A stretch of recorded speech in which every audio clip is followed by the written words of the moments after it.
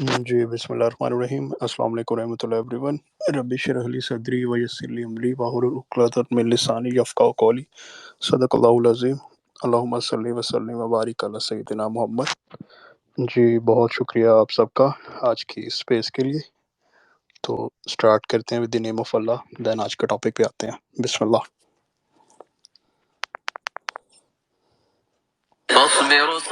والذين في أموالهم حق معلوم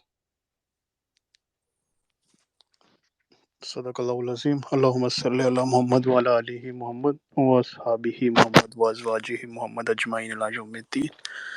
जी, तो जैसा कि आप जानते हैं कि आज हमारे उस्ताद मोहतरम, हमारे मेंटोर सर ज़रियाब हाशमी ने फिर आज हमें टाइम निकाला आज की इस अहम स्पेस के लिए। तो पहले हम आज स्पेशल गेस्ट की तरफ चलते हैं। जी सर, अस्सलाम वालेकुम रहमतुल्लाहि व बरकातुहू। वालेकुम अस्सलाम। आपको मेरी आवाज़ क्लियर आ रही है? जी सर, अल्हम्दुलिल्लाह ऑल क्लियर। सर कैसे हैं आप, कैसे मिजाज आपके? अल्हम्दुलिल्लाह अल्हम्दुलिल्लाह, आप ठीक हैं, खैरियत से हैं? जी सर, अल्हम्दुलिल्लाह sir. Thank you so much sir, first of all आज की फॉरेन स्पेस के लिए इंस्टेंट टाइम निकालने के लिए thank you so much. You're welcome. Thank you for having me again. It's always a pleasure and indeed an honor to be a part of your Twitter space. Ji sir, thank you so much. Ji sir, तो जैसा कि आपकी भी मैं tweet देख रहा था, तो जो अभी रिसेंट एक मैटर रिसेंट तो नहीं है, लेकिन वो एक इंसिडेंट और मौके बा मौके पे डिफरेंट ट्रेजिडीज़ मुसलमानों को फेस करनी पड़ती हैं और ऐसे इंसिडेंट्स हो रहे हैं। तो जो अभी सर करंटली हुआ है, तो उस पे तो हम सेकंड पार्ट में आ जाएंगे, लेकिन एट द एंड जो आजकल की यूथ है वो इंस्टेंट रिएक्शन देते हैं और हिस्ट्री को कोई पढ़ता नहीं है। तो हम पहले पार्ट में आज आपसे ये जानने की कोशिश करेंगे ताकि लोगों को एटलीस्ट कि अगर हम किसी को दुश्मन कह भी रहे हैं, तो जब तक हमें उसका अच्छे से पता ना होगा या उसकी हिस्ट्री, उसका बैकग्राउंड और उसका पर्पस नहीं पता होगा, तो तब तक हम उसका मुकाबला कैसे कर सकेंगे। तो सर स्टार्ट में हम आपसे जानना चाहेंगे कि सिंपल करते हैं इसको कि इसराइल कौन है, इसका पर्पस क्या है और इसराइल और पैलेस्टाइन का जो कन्फ्लिक्ट है उसकी बुनियाद कहाँ से स्टार्ट हुई, क्यों ये आज की बात नहीं है। ताकि बेसिक से स्टार्ट करेंगे तो तब आज तक आएंगे तो एक क्लियर पिक्चर हो जाएगी। जी sir, over to you sir. बिस्मिल्लाह। अच्छा जी, बिस्मिल्लाहिर्रहमानिर्रहीम। अस्सलाम वालेकुम टू एवरीवन जो आज के हमारे Twitter space में मौजूद हैं और जो बाद में लेटर ऑन इसको सुनेंगे। आपने हमेशा मेरी कोशिश होती है आपका जो टॉपिक होता है उसकी जो लाइन होती है, स्टेटमेंट होती है, उसकी तरफ फोकस किया जाए। आपने टाइटल लिखा है कि पैलेस्टाइन इसराइल कॉन्फ्लिक्ट फैक्ट्स। जब आप फैक्ट्स कहते हैं तो फिर हम फैक्ट्स पर ही गुफ्तगू करेंगे, कोशिश करेंगे कि फैक्चुअल बातें करें और फैक्चुअल बातें ऑफ कोर्स फैक्ट फाइंडिंग से जो हिस्टोरिक रेफरेंसेस से हम तक पहुंचती हैं हम उनको भी उसमें शामिल करते हैं और जो क्रिटिकल पॉइंट ऑफ व्यू होता है as a third persons perspective, the abstract view, उसको भी हम कोशिश करेंगे कि कवर करें। आपने क्वेश्चन ये पूछा कि फर्स्ट इसका हिस्टोरिक रेफरेंस डिस्कस कर लें पहले ताकि पता चले कि ये रूट इसकी क्या है। अमूमन हमारे ग्रे लाउंज की वीडियोस के अंदर जब भी कोई क्रिटिकल क्वेश्चंस होते हैं करंट सिचुएशन पर और शिफ्ट ऑफ पावर्स के ऊपर, तो मेरी एक ऐसी गुफ्तगू होती है जो ज़्यादातर लोगों को पसंद नहीं आती, क्योंकि मैं ज़रा स्ट्रेट फॉरवर्ड सी गुफ्तगू करता हूँ कि ज़िंदगी में हम लोग बहुत सी चीज़ें देखते हैं, सुनते हैं, समझते हैं, हमारी तरबियत का हिस्सा होते हैं, हमारे मुताले का हिस्सा होते हैं, हमारे तजज़िये का हिस्सा होते हैं। उस पे बेस करके हम अपनी ज़िंदगियाँ गुजारते हैं और अपने बच्चों की परवरिश करते हैं उसके ऊपर। इस सारी परवरिश को, इस अपब्रिंगिंग को हम लोग हमारे माइंड सेट्स को इस्टेब्लिश करने में हम लोग इसमें ख़ास अमल दखल है दीन का, दुनिया का, सोसाइटी का, अपने माशरे का और फिर ग्लोबल पर्सपेक्टिव का। ये मैं इसलिए थोड़ी सी बेसिक गुफ्तगू कर रहा हूँ क्योंकि हम पाकिस्तान में जब से बड़े हुए हैं, چونکہ 1947 میں ہمیں انڈیپینڈنس ملی برٹش رول سے، اور اس کے بعد سے ہم لوگوں کی ایک سرٹن پاکستانیت اسٹیبلش کی گئی، جس میں ہمیں بتایا گیا کہ ایز اے پاکستانی ہمیں بھارت سے، انڈیا سے ایک نفرت رکھنی ہے ہر وقت. ایز اے پاکستانی ہمیں کشمیریوں سے ایک سولیڈیرٹی کا مائنڈ سیٹ تیار کرنا ہے. ایز اے پاکستانی ہم نے اسرائیل کو تسلیم نہیں کرنا ایز اے اسٹیٹ، اور پھر جوز کے خلاف ایک خاص ہماری ٹریننگ کی جاتی ہے کہ یہودیوں سے تو ہم نے خاص نفرت رکھنی. یہ ہماری پرورش کا، ایک پاکستانی بچے کی پرورش کا بنیادی کچھ پارٹس میں نے آپ کو بتائے ہیں. اس سے اور آگے ان ڈیپتھ چلے جائیں تو آپ سنی ہیں تو آپ نے شیعوں کو کافر کہنا ہے، آپ شیعہ ہیں تو آپ نے سنیوں کو کافر کہنا ہے، اور اگر آپ سنیوں کے اندر چلے جائیں تو آپ نے بریلویوں کو فلاں کہنا ہے، تو دیوبندیوں کو یہ کہنا ہے، تو فلاں کو یہ کہنا ہے، اور شیعوں کے اندر چلے جائیں تو نوسیریوں کو یہ کہنا ہے، تو کھوجوں کو یہ کہنا ہے، تو فلاں کو یہ کہنا ہے. یہ ساری گفتگو ہماری بچپن سے ہماری سبلمنل ٹریننگ ایک پاکستانی بچے کی ہوتی ہے، اگر وہ پاکستانی بچہ مسلمان گھر میں پیدا ہوا ہے. اور چونکہ 90% population I would want to believe کہ اوور آل مسلمانوں کی ہے، تو 90% پاپولیشن کی پرورش اسی طرح سے ہوتی ہے.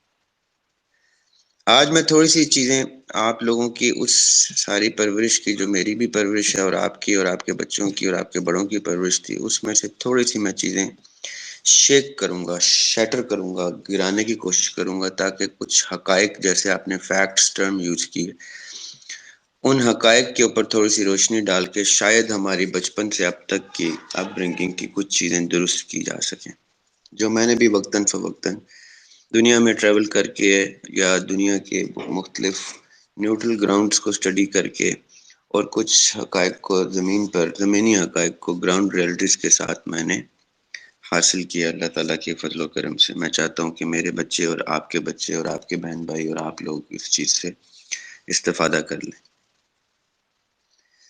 سب سے پہلے تو میں آپ کو یہ بتا دیتا ہوں کہ دنیا میں اس وقت پچھلے 100 سال کی ہم لوگ ڈسکشن کر رہے ہیں، اس سے زیادہ کی نہیں کر رہے، کیونکہ یہ سن 2023 ہے، اور جو معاملہ آپ ڈسکس کر رہے ہیں وہ تقریباً 1923 میں مٹیریلائز ہو چکا تھا، کیونکہ یہ 1800s کی مڈ 1800s اور لیٹ 1800s کی ایکٹیویٹی ہے، جو جب بروئے کار آئی تو اس وقت 1917-1920 کے قریب کا ٹائم تھا جب یہ سارے معاملات سامنے آ چکے تھے.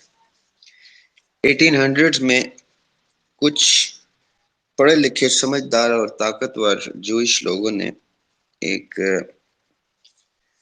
سوسائٹی، اسی طرح انڈر گراؤنڈ سوسائٹی سے بات چیت شروع کی، اور ایک سسٹم اسٹیبلش کیا جس میں وہ آپس میں ایک دوسرے سے گپ شپ کرتے تھے. High and elite Jewish families discuss کرتے تھے، اور ان پاورفل حلقوں تک ان کی رسائی تھی، جو پاورفل حلقے دنیا کو کنٹرول کرتے تھے اور کنٹرول کرتے ہیں ابھی بھی، اور کنٹرول کرتے رہیں گے آگے کچھ عرصے تک بھی. مثال کے طور پہ آج ہم جب گفتگو کرتے ہیں تو ہم سپر پاورز کا نام لیتے ہیں، ہم کہتے ہیں امریکہ، یو کے، پھر فرانس، جرمنی، اور اس طرح اب ہم چائنا کو دیکھتے ہیں اسٹیبلش ہوتے ہوئے سپر پاور کی طرح سے اوریجنیٹ کر رہے ہیں اور اسٹیبلش کر رہے ہیں اپنے آپ کو. اسی طرح اس زمانے میں بھی جو سپر پاورز اور جو مقتدر حلقے تھے دنیا کو چلانے والے، ان حلقوں تک ان جوئش کمیونٹیز کی رسائی تھی، جو جوئش کمیونٹیز کوئی غلط بات نہیں کرتی تھیں، اپنے اصول کے، اپنے عقائد کے مطابق وہ اپنی بات درست سمجھ کے یہ کرتے تھے اور کہتے تھے کہ بائبل کے مطابق یروشلم جو ہے، وہ ان کا گاڈ گیون لینڈ ہے، وہ ایریا ان کا ہے. مسجد اقصی اس میں شامل ہو جاتی ہے، لیکن بیسکلی یروشلم ان کی بائبل کے مطابق وہ اس سے یہ اخذ کرتے ہیں کہ یہ ہمارا اللہ تعالیٰ کی طرف سے دیا ہوا علاقہ ہے، یہ ہمارے لیے ہے، ہم یہاں کے رہنے والے ہونے چاہیے، مقیم ہونے چاہیے یہاں پہ، ہمیں یہ علاقہ دینا چاہیے، کیونکہ اس کی مذہبی افیلیشن ہمارے ساتھ ہے، ہمارے سارا ریلیجن یہاں سے اس کی ابتدا ہوتی ہے اور یہیں پہ سارے ہسٹورک ریفرنسز ہیں ہمارے ریلیجن کے، تو یہ جگہ ہمیں ملنی چاہیے۔ اس سارے کانسیپٹ کو زائنزم کہا جاتا ہے۔ زائنزم کا مطلب ہوتا ہے کہ جوز کو ایک ایسا مقدس علاقہ ان کو عنایت کر دیا جائے جس مقدس علاقے سے ان کے مذہب کی اٹیچمنٹ ہے۔ یہ میں بار بار اس لیے ریپیٹ کر رہا ہوں تاکہ آپ کو کچھ الفاظ کے معنی باقاعدہ طور پہ اس لیے پتہ چل جائے، کیونکہ آگے ڈسکشن میں جب وہ آئیں گے تو آپ کو پتہ چل جائے کہ ہم وہ کیوں استعمال کر رہے تھے۔ اب ایک پاکستانی ہونے کے ناطے آپ سب پاکستانی جانتے ہیں کہ پاکستان کا قیام جو ہے وہ دو قومی نظریے کی بیس پہ ہوا تھا۔ دو قومی نظریہ کیا کہتا ہے کہ ہندوستان میں، برِ صغیر ہندوستان میں دو قومیں بستی ہیں، ایک ہے مسلمان اور ایک ہے ہندو جو میجورٹی میں بستے ہیں۔ تو چونکہ ہندوستان میں حکومت ہندوؤں کے پاس ہے، ہندو مذہب کو فالو کرنے والوں کے پاس ہے، یا حکومتی حلقوں میں زیادہ تعداد میں وہ موجود ہیں برٹش رول کے انڈر، تو مسلمانوں کے ساتھ ایسے معاملات درپیش ہوتے ہیں جس میں ان کو اپنی مذہبی رہنمائی، اپنی مذہبی کورٹس، اپنا مذہبی منصف چاہیے جو ان فیصلوں کو حل کر سکے، ان فیصلوں کو سامنے لا سکے، ان معاملات کو حل کر سکے۔ اس لیے مسلمانوں کو ایک ایسی اسٹیٹ چاہیے جہاں پہ وہ اپنے دین کو پریکٹس کر سکیں۔ اب یہ میں پاکستان کو کیوں شامل کر رہا ہوں، کیونکہ ایز اے پاکستانی جب آپ سمجھ جائیں گے کہ ایک مسلمان کے لیے ایک پاکستانی اسٹیٹ، ایک مسلمان اسٹیٹ ہونا کتنا ضروری ہے، وہ ہمیں دو قومی نظریے نے بتایا۔ اس لیے پاکستان کو ایک تھیوکریٹک اسٹیٹ کہتے ہیں کہ ہم ایک تھیولوجی آف اسلام کے اوپر ایک اسٹیٹ کو اسٹیبلش کرنا چاہتے تھے، اور ہینس اللہ سبحانہ تعالیٰ نے ہمیں وہ تھیوکریٹک اسٹیٹ عنایت کی، اور ہم اپنے مذہبی رسومات سے لے کے اپنے مذہبی فیصلوں، کورٹس، شریعہ کورٹ اور اس طرح کے تمام معاملات کو دیکھ سکیں گے، اس لیے ہمیں وہ اسٹیٹ دی جائے۔ پیرالل میں اسرائیل وہ دوسرا ملک بننے کی ناکام کوشش انشاءاللہ کرتا رہے گا، کیونکہ کبھی کامیاب نہیں ہوگی۔ میں اس کی وجہ بھی بتا دیتا ہوں کیوں کامیاب نہیں ہوگی، کہ وہ یہ کہتے ہیں کہ پاکستان والی پالیسی کے اوپر، جیسی پالیسی کے اوپر، کہ ہمیں بھی ایک تھیوکریٹک اسٹیٹ اپنے مذہب سے ریلیٹڈ، اپنے مذہب کی ہسٹری سے ریلیٹڈ، اپنے بائبل سے ریلیٹڈ چاہیے۔ اس لیے ہم نے یروشلم کے آس پاس کچھ علاقے ساتھ جو مینشن کریں گے ہم آگے، ان کے اوپر ہم بیس کر کے اپنی ایک تھیوکریٹک اسٹیٹ لینا چاہتے ہیں۔ یہ زائنسٹ کا خیال تھا 1800s میں، جو باقاعدہ طور پہ زائنزم کے نام سے اسٹیبلش ہوا، اور پھر زائنسٹ لوگوں میں جتنے بھی طاقتور لوگ تھے، پیسے والے لوگ تھے، ڈائنیسٹیز والے لوگ تھے، جن کے ساتھ گلوبل اکانومی اٹیچ تھی، ان لوگوں نے برٹش گورنمنٹ کو اور رائل فیملیز کو اپروچ کرنا شروع کیا کہ بھئی ہمیں ایک تھیوکریٹک اسٹیٹ چاہیے۔ انہوں نے کہا کہاں چاہیے؟ انہوں نے کہا جی ہمیں فلاں جگہ چاہیے، جس کو آپ فلسطین کہتے ہیں، وہ فلسطین کے اندر فلاں علاقے ہمیں عنایت کیے جائیں اور اس کو ایک جوئش اسٹیٹ کے نام سے ہمیں دے دی جائے۔ اس چیز کے اوپر بہت سے لوگ جڑ گئے، اور بہت سے، کیونکہ کرسچینٹی اور جوڈازم جو ہے یہ آپس میں انٹر لنکڈ ہیں، کیونکہ آپ کو، جیسے آپ بائبل جب آپ پڑھتے ہیں تو آپ دیکھتے ہیں کہ اولڈ ٹیسٹمنٹ اور نیو ٹیسٹمنٹ کو اکٹھا کر کے ایک کتاب کی تشکیل دی گئی ہے۔ اس میں اولڈ ٹیسٹمنٹ جو ہے وہ جوئش، اس سے اپنے آپ کو ریلیٹ کرتے ہیں، اور نیو ٹیسٹمنٹ سے، میں بہت بیسک سی باتیں میں آپ کو بتا رہا ہوں، اور اس سے کرسچن ریلیٹ کرتے ہیں۔ اس لیے جوئش اور کرسچن کی آپس میں جو افیلیشن ہے وہ بہت کلوز ہے بنسبت مسلمانوں کے کسی اور بھی آپس میں مذہب کے ساتھ۔ یعنی ایز اے مسلم ہم اس چیز کو نہیں سمجھ سکتے کہ کوئی اور مذہب بھی ہمارے ساتھ ایک کتاب میں اٹیچڈ ہو، لیکن as a Christian and as a Jewish person یہ دونوں کرتے ہیں۔ ان کی آپس کی افیلیشن جو ہے بہت انڈرسٹینڈیبل ہے۔ ان کے آپس میں کانفلکٹس بھی ہیں، ان کو آج ہم ڈسکس نہیں کریں گے، لیکن آج ہم وہ افیلیشنز ڈسکس کریں گے جن افیلیشنز کی بیس کے اوپر ان لوگوں نے آپس میں اشتراک کر کے یہ ایویلیویٹ کیا رائل فیملیز نے اور اس وقت کے برٹش گورنمنٹ نے کہ کیا ہمیں عرب کمیونٹیز اور عرب ممالک مانیٹری بینیفٹ زیادہ دیتے ہیں، پاور زیادہ دیتے ہیں، یا ہمیں یہ جوش اسٹیٹ زیادہ پاور اور زیادہ مانیٹری بینیفٹ دے گی۔ اس کام کو لے کے جو فرسٹ پریزیڈنٹ بعد میں بنے اسرائیل کے، ان کا نام تھا خائم وائٹسمن، اصل میں اس کی پروننسیشن ہے خائم وائٹسمن۔ یہ ایک جرمن ورڈ ہے وائٹسمن، جس کو اردو انگلش میں پڑھا جائے گا وائز مین۔ یہ وائز مین نہیں ہے، اصل میں یہ وائٹسمن ہے، مطلب اس کا یہی ہے ایک وائز آدمی، لیکن یہ نام ہے اور یہ جرمن ڈسینٹ کا نام ہے، تو اس کا پروننسیشن ہے خائم وائٹسمن۔ خائم وائٹسمن پہلے پریزیڈنٹ بھی بنتے ہیں بعد میں اسرائیل کے، لیکن اصل میں ان کی کاوشیں جو اسرائیل کی اسٹیٹ کو اسٹیبلش کرنے کے لیے ہیں، وہ لیٹ 1800 سے اسٹیبلش ہو جاتی ہیں۔ لیٹ 1800 میں یہ برٹش گورنمنٹ سے ملتے ہیں، برٹش گورنمنٹ کے مختلف لوگوں سے، رائل فیملی سے ملتے ہیں، اور سب سے کی پرسن، سب سے کی کمیونٹی، یہ بات غور سے توجہ سے سنیے گا کیونکہ ٹی جی ایل کے اوپر، دا گرے لاؤنج کے اوپر اکثر آپ نے مجھے یہ نام مینشن کرتے ہوئے سنا ہے، روتھ چائلڈ فیملی سے ملتے ہیں۔ اب یہ روتھ چائلڈ فیملی کون ہے؟ روتھ چائلڈ فیملی جیوز کی سب سے امیر، دنیا کی سب سے بڑی بزنس فیملی ہے، جو آپ کی اور میری پوری زندگی اور ہم سے پہلے اور ہمارے آنے والے بچوں کی زندگی کے مالک بن کے بیٹھے ہیں، کیونکہ جیسے پاکستان میں ہر بچہ مقروض پیدا ہوتا ہے، تو جس قرضے کے نیچے وہ پیدا ہوتا ہے اس قرضے کے اندر روتھ چائلڈ فیملی کے سٹیکس موجود ہیں۔ روتھ چائلڈ فیملی ان فیملیز میں سے ہے جو پوری دنیا کی اکانومی میں سب سے زیادہ سٹیکس رکھتی ہے۔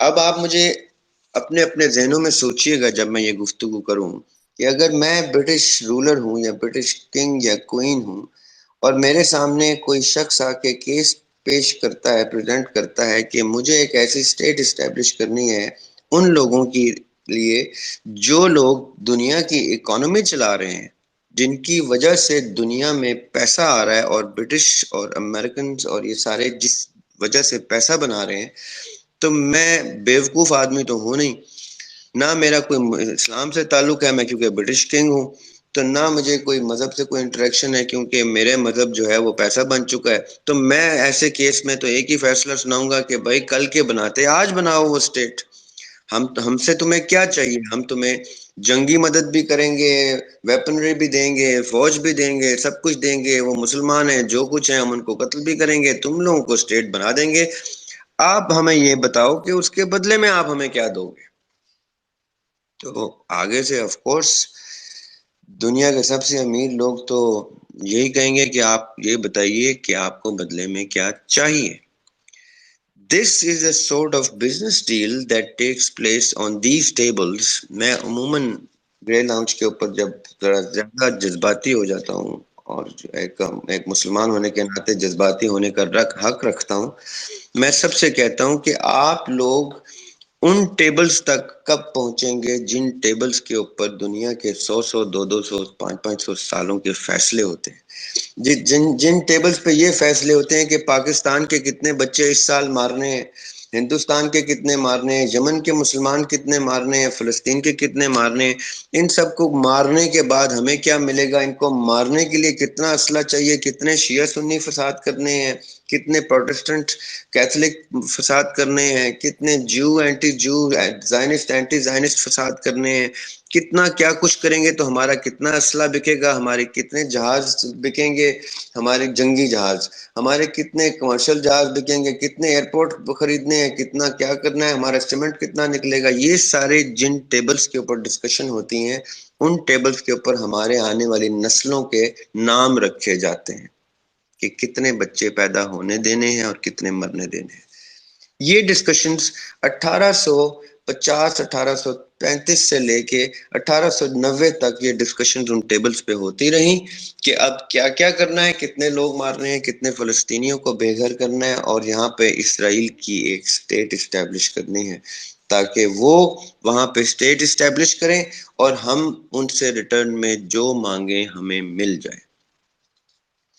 اب آپ لوگ میری گفتگو سنتے سنتے پلیز اپنے آپ کو ذرا سا نیوٹرل کر کے، اپنے آپ کو بالکل کلین کر کے ایک چیز سوچئے گا کہ جب ایسا دور ہو، ایسا وقت ہو کہ کوئی خاص کمیونٹی یا کوئی خاص لوگ یا فیملیز اتنی طاقت میں ہوں کہ وہ دنیا کے اس طرح کے فیصلے اپنے ڈرائنگ رومز میں، اپنے کافی ٹیبلز کے اوپر، اپنے آفس کے سنڈیز کو کورٹ یارڈز کے اندر یہ فیصلے کریں۔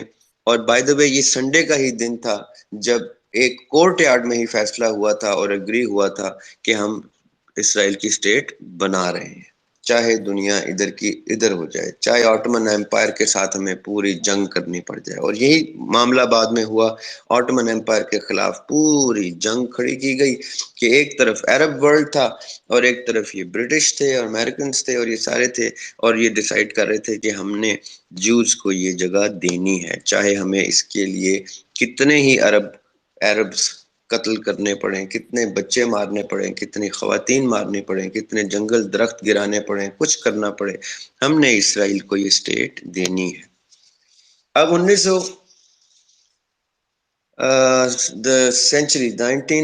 کی سینچری جب سٹارٹ ہوتی ہے تو وائسمن کی یہ ساری موومنٹ باری باری انتھک کوششیں ہیں اس آدمی کی، یہ میں ریپیٹ کروں گا جملہ، خائم وائسمن کی انتھک کوششیں ہیں اور دنیا کے ہر طاقتور آدمی کے ساتھ ملاقاتیں ہیں جس میں اس نے روتھ چائلڈ سے لے کے رائل فیملی سے لے کے برٹش رولنگ گورنمنٹ تک، ان سب لوگوں سے مل کے رشین گورنمنٹ تک کو انوالو کر کے، فرینچ گورنمنٹ کو انوالو کر کے، ان سب لوگوں سے سارے معاملات طے کر کے ان لوگوں کو بتایا کہ اسرائیل کی اسٹیٹ اسٹیبلش کرنے سے کہ کون کون سے ممالک کتنے کتنے سالوں میں کتنے کتنے اربوں اور خربوں ڈالرز اور پاؤنڈز اور پیسہ اور کیپٹل اور ایسٹ اسٹیبلش کریں گے، اور کون کون سی فیملیز ہمیں اس کے اندر فائنینشیل سپورٹ کریں گی، جن فیملیز کے نام ان لوگوں کے لیے ایک چونکا دینے والے نام ہوا کرتے تھے، انہوں نے بتایا فلاں فلاں لوگ میرے ساتھ اس میں شامل ہیں۔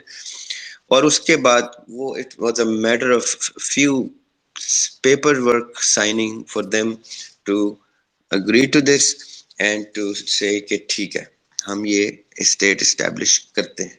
اور اسٹیٹ اسٹیبلش کرنے کے لیے ایک چھوٹا سا کاغذ تھا جس کو بیلفورڈ ڈیکلریشن کہتے ہیں، وہ ایک چھوٹا سا کاغذ تھا جو تحفے کی صورت میں روتھ چائلڈ کے اس وقت کے جو ہیڈ تھے فیملی کے، ان کے نام کا اور وائسمن کے نام کا ایڈریس کر کے برٹش گورنمنٹ کی طرف سے لیٹر جاتا ہے کہ ہم آپ کو بادشاہی میں فلاں علاقہ عنایت کرتے ہیں جہاں آپ اپنا اسرائیل کی اسٹیٹ بنائیں گے اور وہاں پہ آپ اپنے آپ کو اسٹیبلش کریں گے۔ بادشاہ سلامت نے حکم سنایا، کاغذ کے اوپر وہ سارا کچھ لکھ دیا گیا، وہ کاغذ پہنچا ان لوگ جوز کے پاس، جوز خوش ہوئے، انہوں نے کہا تالیاں بجائی جائیں کہ رائل فیملی بھی ہمارے ساتھ آن بورڈ آ گئی ہے۔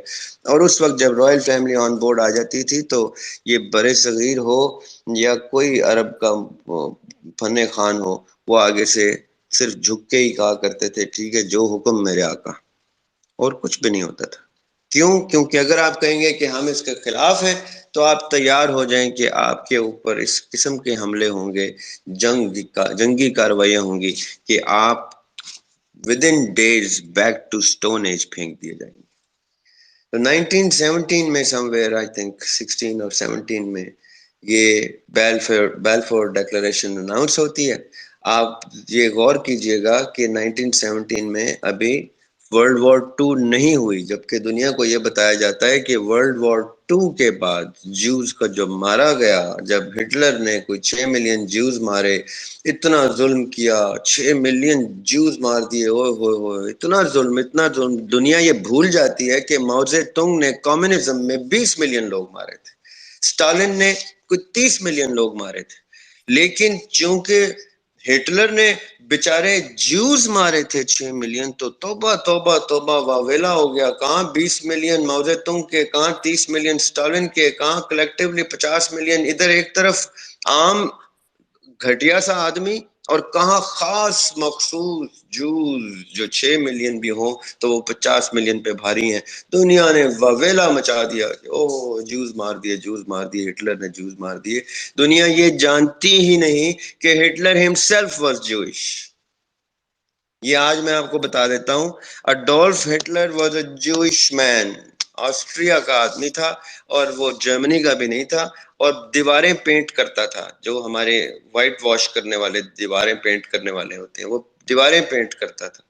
کہاں سے اس کو انہوں نے اٹھایا اور کہا کہ جاؤ جا کے جرمنی میں یہ جوز مارو، کیونکہ ان جوز نے کرسچنز کے ساتھ شادی کر کے بہت زیادہ منگل ہو چکے ہیں، ایسے بچے پیدا کر رہے ہیں کہ ہمارا جو اوریجنل اسکرپچر ہے وہ شیٹر ہو چکا ہے. کرسچینٹی اور جوڈیزم مکس ہوتا جا رہا ہے، ہمارے بچے کرسچن ہوتے جا رہے ہیں، اور ہمارا ہڈن اسکرپچر ریویل ہوتا جا رہا ہے. ان کو مار دو. اس اسکیم کے تحت یہ چیز نہیں بتائی جاتی کہ یہ باقاعدہ پلان کر کے جوز کو مارا گیا تھا، تاکہ نہ صرف یہ کہ جوز جو ہیں وہ لمٹ ہو جائیں، فیملیز لمٹ ہو جائیں، ان کا نالج لمٹ ہو جائے، کرسچینٹی سے تھوڑا سا دور ہو جائیں، بلکہ اس لیے بھی کہ جو 1917 میں بیلفور ڈیکلریشن ہے اس کو باقاعدہ عمل میں لانے کے لیے، یہ بہانہ بنانے کے لیے کہ اتنے جوز مار دیے گئے ہیں، اتنے جوز بے گھر ہو گئے ہیں، ریفیوجیز بن گئے ہیں، کہ ان کے لیے اب اسٹیٹ واجب ہو گئی ہے.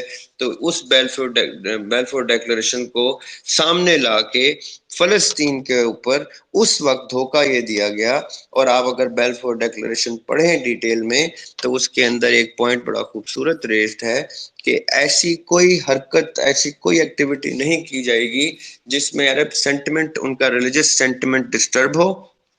ان کو صرف یروشلم کے آس پاس کے کچھ سیٹلمنٹس دی جائیں گی جہاں پہ وہ اپنے مذہبی رسومات اور اپنے مذہب کو پریکٹس کرنے کے لیے وہاں پہ اپنے عقیدے کے بیس کے اوپر، اپنے عقیدت کی بیس پہ رادر جو چیزیں افیلیٹڈ ہیں ان کے ایریاز کے پاس سیٹلمنٹس دی جائیں گی، اور عربز ان کے لیے پروٹیکٹرز بن کے رہیں گے، اور وہ عربز کو اور ان کے مذہب کو ڈیمیج نہیں کریں گے. یہ کہہ کے یونائٹڈ نیشنز نے پوری دنیا کا باپ بن کے ایک انلیجٹمیٹ چائلڈ پیدا کیا، اور اس کا نام اسرائیل رکھا 1948 میں. 45 میں ختم ہوتی ہے جنگ، اور اس کے بعد یہ سیٹلمنٹ اسٹیبلش کی جاتی ہیں، اور اس کے بعد 48 میں اسرائیل کو فلسطین کے اوپر صادر کر دیا جاتا ہے، ایز اف وہ دنیا کے باپ ہیں، دنیا کے مالک ہیں. وہ جہاں چاہیں جس کو چاہیں جب چاہیں ماریں، جب چاہیں جس کو چاہیں کہیں ہٹو یہاں پہ میں نے جوئش پلیس کرنے ہیں، ہٹو میں نے یہاں پہ کرسچنز پلیس کرنے ہیں، یہاں میں نے شیعہ پلیس کرنے ہیں، یہاں سنی کرنے. وہ ایسے اپنا سارا اثر و رسوخ استعمال کر کے اسرائیل نامی اسٹیٹ کو اسٹیبلش کرتے ہیں. اچھا، اب یہ تو میں نے آپ کو تھوڑا سا ایک ایسا رخ دیا ہے جس رخ سے آپ کو جس طرح باقی پاکستانیوں کو نفرت سی ہو جاتی ہے یہودیوں سے، آپ کو بھی ہو جائے گی، لیکن اصل میں ایسا نہیں ہے. یہاں سے آگے کی گفتگو جس سے برداشت نہ ہو وہ باعزت و احترام اس ٹویٹر سپیس سے رخصت ہو جائے، کیونکہ اس کے بعد شاید آپ مجھ سے اس طرح سے اپنے آپ کو افیلیٹ نہ کریں، اور شاید میرے بارے میں کوئی غلط اوپینین بھی اسٹیبلش کر لیں. یہاں سے آگے کی ٹویٹر سپیس میں میں بغیر اجازت لیے نبیل بھائی سے میں کچھ جرات کرنا چاہ رہا ہوں، جسارت کرنا چاہ رہا ہوں، کیونکہ اب میں کچھ سیدھی سیدھی باتیں کروں گا، خاص طور پہ پاکستانی مسلمانوں سے جو یہ سمجھتے ہیں کہ یہاں پہ چوکوں پہ جھنڈے پکڑ کے فلسطین کے اور اللہ اکبر کے نعرے لگا کے اپنے املاک کو ڈیمیج کر کے، اپنا 9 to 5 ختم کر کے، اپنے چولہے ٹھنڈے کر کے، چیخیں چلا کے اسرائیل کے جھنڈے کو آگ لگا کے گالیاں نکال کے شاید فلسطین آزاد ہو جائے گا. تو میں کچھ سیدھی گفتگو کرنا چاہتا ہوں آپ لوگوں سے، اس لیے ذرا جرات رکھیے گا میری گفتگو سننے کے لیے، کیونکہ آپ کے اور میرے بڑے یہی آل فول بول کے قبروں میں چلے گئے. فلسطینی ابھی بھی جل رہے ہیں. نہ میرا باپ گیا، نہ آپ کا باپ گیا فلسطین کو بچانے کے لیے، نہ ان کے باپ گئے، نہ میرے بھائی گئے نہ آپ کے بھائی گئے، یہاں بیٹھ کے وہ بونگیاں مارتے رہے، ہوائی فائر مارتے رہے، اپنے منہ سے کچھ گولیاں چلاتے رہے، وہاں پہ بچے ابھی بھی جل رہے ہیں، مر رہے ہیں، کٹ رہے ہیں، اور ہم یہاں پہ ٹویٹر سپیس پہ بیٹھے سمجھ رہے ہیں کہ ہم شاید کوئی بہت بڑا دین کا کام کر رہے ہیں، اور ہماری اس ٹویٹر سپیس سے 6-7 فلسطینی جو ہیں ان کی زندگیاں بچ جائیں گی، تو اور 3-4 نسلیں فلسطینیوں کی آزادی دیکھ لیں گی۔ نہیں، ایسا کچھ بھی نہیں ہوگا، نہ ہمارے پاس کوئی حق ہے یہ گفتگو کرنے کا، نہ مورل رائٹ ہے، نہ ایتھیکل رائٹ ہے کہ ہم ایسی گفتگو بھی کریں یا ایسی ٹویٹر سپیس بھی کریں، کیونکہ ہم اس تھرڈ گریڈ ہیومن کیٹیگری میں فال کرتے ہیں جن کو کچھ کک پتہ نہیں ہوتا کہ دنیا میں اصل میں کیا ہو رہا ہے اور کیوں ہو رہا ہے، کون کنٹرول کر رہا ہے، کیسے کنٹرول کر رہا ہے۔ مکھی مچھروں کی طرح ساری زندگی گزارتے ہیں، مکروز پیدا ہوتے ہیں، مکروز مر جاتے ہیں، اور سمجھتے ہیں کہ ہمیں جنت مل جائے گی کیونکہ ہم 2-4 حج کر آئے ہیں، اس خانہ کعبہ میں حج کر کے آئے ہیں جو خانہ کعبہ انڈر سیج ہے، جو اس وقت غیر مسلموں کے ہاتھ میں ہے، جس کے اوپر غیر مسلم مسلط ہیں۔ وہ حج کر کے اپنی جھوٹی دکھاوے کی ریاکاری کی نمازیں پڑھ کے ہم سمجھتے ہیں ہم جنت میں چلے جائیں گے، جبکہ ہمارے پڑوس میں کشمیری مر رہا ہے، جل رہا ہے پچھلے 70 سالوں سے، اور ہم جھک بھی نہیں مارتے اس بارے میں۔ ہمارے بڑے بڑے فنکار علماء جو ہیں اپنے اپنے یوٹیوب کے اوپر، اپنے اپنے ٹی ویوں کے اوپر لیکچر دے دے کے سفید داڑیاں کر کے قبروں میں چلے گئے، ایک نے کوئی گولی نہیں کھائی، ایک نے کوئی چاقو خنجر نہیں کھایا، ایک کا بچہ اس ٹائم کشمیر میں نہیں مرا، ایک کا بچہ اس ٹائم فلسطین میں نہیں جا رہا، یمن میں نہیں جا رہا، کسی کے اپنے عالم کی پرورش اپنے بچے پہ نہیں اتر رہی۔ اس کا مطلب ایسا کوئی 2 نمبر عالم ہے یہ کہ اس کا بچہ اس کی بات نہیں مان رہا۔ میں عمران خان کو برا کہتا ہوں کہ اس کے بچے یو کے میں بیٹھے ہوئے ہیں، وہ جیل میں سڑ رہا ہے۔ ایسے کون سے ناجائز بچے ہوتے ہیں جن کا باپ جیل میں سڑ رہا اور وہ اس کو ملنے نہ آئے اور دروازے کے باہر کھڑے ہو کے جیل کے باہر دروازے سلاخیں نہ کھڑکائیں؟ وہ وہی بچے ہوتے ہیں جو ہمارے عالموں کے بچے ہوتے ہیں، کیونکہ نہ ہمارے عالموں کا دین ان کے بچوں پہ اترتا ہے، نہ ہمارے لیڈروں کا ویژن ان کے بچوں پہ اترتا ہے، کیونکہ ہم بیسکلی 2 نمبر قوم ہے، ہم بیسکلی جھوٹ بولتے ہیں، ریاکار ہیں۔ ہم جو بکواس کرتے ہیں وہ ہماری اپنی بکواس ہمارے ساتھ ڈرائنگ روم سے دوسرے بیڈ روم میں نہیں جا رہی ہوتی، جس بیڈ روم میں ہمارا ہی بچہ ٹی وی کے اوپر انہیں یہودیوں کے ٹی وی کے اوپر، انہیں یہودیوں کے چینل کے اوپر، انہیں یہودیوں کی یہ گیجٹس کے ساتھ پورے چینل سرفنگ کر رہا ہوتا ہے، انٹرنیٹ پہ نالج لے رہا ہوتا ہے، اور ہمارے سو کالڈ باپ 2 نمبر طریقے سے یوٹیوبوں کے اوپر اور ٹی ویوں کے اوپر عالم بن کے بیٹھے ہوئے ہوتے ہیں، یا جیلوں میں لیڈر بن کے ساڑے ہوتے ہیں، جبکہ ان کے بچے یاشی پٹ رہے ہوتے ہیں۔ بائی دا وے، میں نے روتھ چائلڈ کا نام لیا، میری بات یاد رکھیے گا، جتنی مرضی پی ٹی آئی والوں کو تلخ لگے، عمران خان کے بچے روتھ چائلڈ فیملی کے بچے ہیں۔ جمائمہ گولڈ سمتھ کے 2 بھائی روتھ چائلڈ کی فیملی میں ان کی شادیاں ہوئی ہیں، دونوں وہاں سے طلاقیں لے کے، لیکن بچے وہیں کے پیدا کر کے بیٹھے ہوئے ہیں۔ یہ روتھ چائلڈ فیملی ہے جو گولڈ سمتھ فیملی ہے۔ They are intertwined, they work together, they live together, they die together, they kill together۔ یہ سب روتھ چائلڈ فیملی ہے جس کا یہ جیل میں سڑ رہا ہے عمران خان، جن بچوں کا باپ، اور وہ بچے اسی روتھ چائلڈ فیملی کے ہیں۔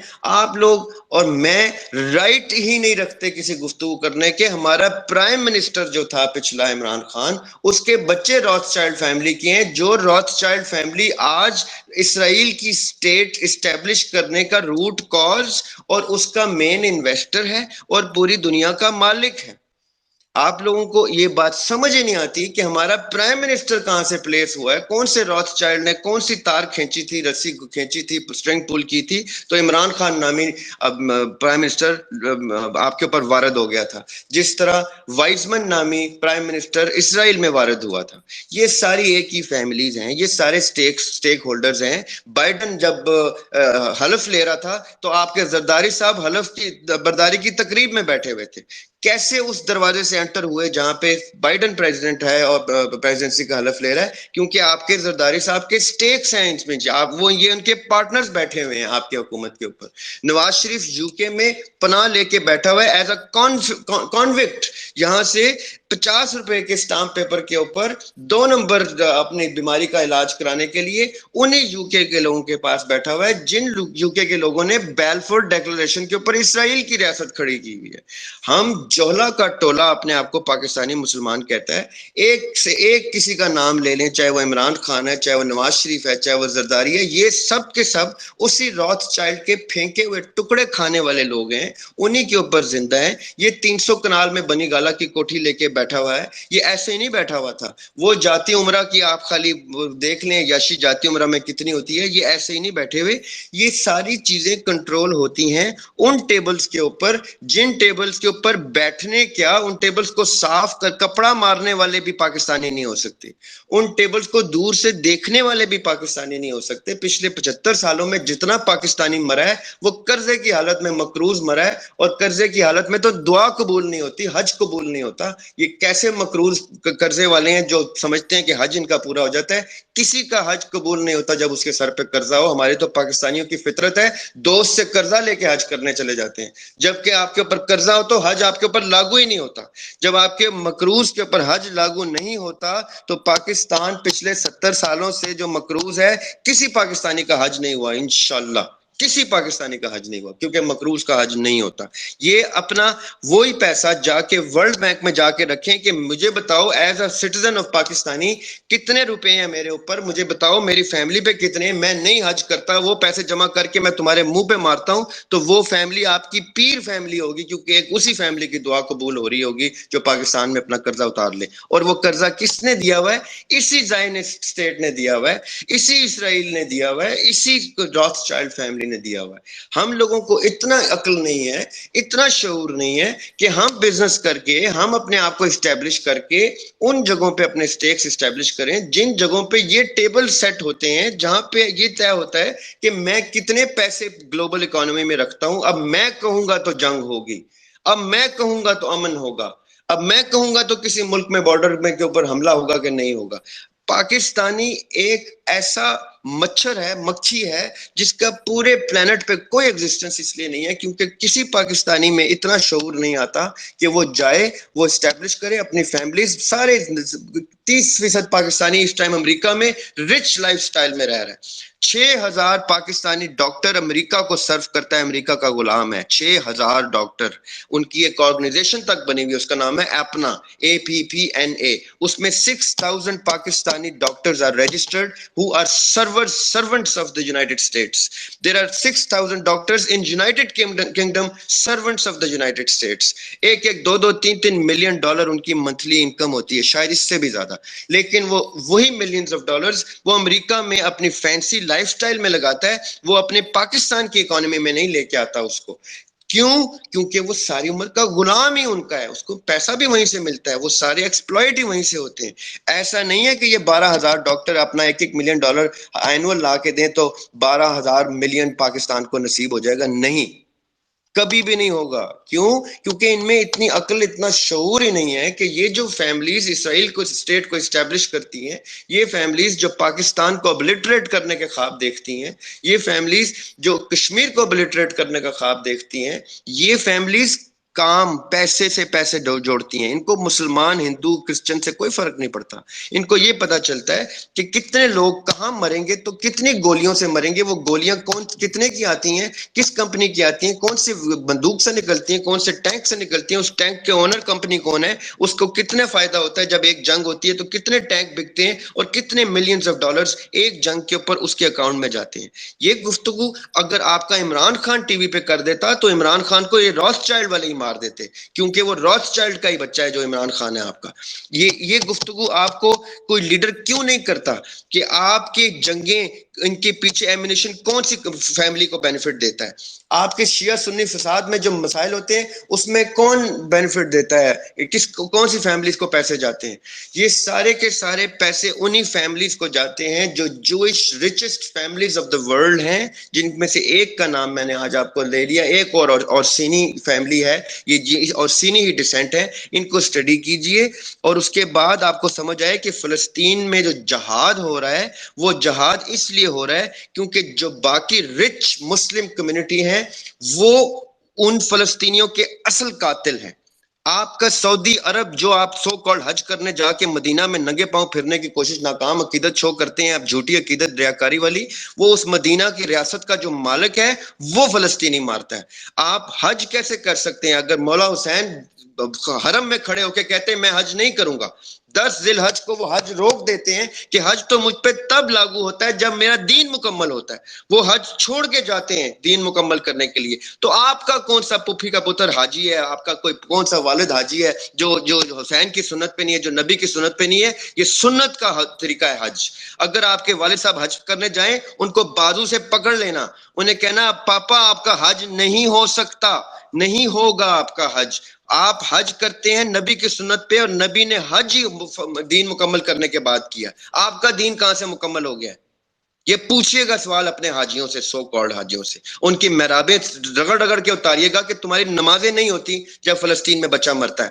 کیوں؟ کیونکہ تم جس قبلہ کی طرف رخ کر کے حج کر رہے ہو, اس قبلے کا جو اس ٹائم خادم حرمین شریفین ہے, وہ خادم امریکین شریفین ہے. اصل میں وہ خادم امریکہ بن کے آپ کے اسرائیل کی اسٹیٹ کو فنڈ کرتا ہے, اسٹیبلش کرتا ہے, ادھر ایمبیسیز کھولتا ہے, اور آپ کے فلسطینیوں کو مارنے کی باقاعدہ پیسے دیتا ہے.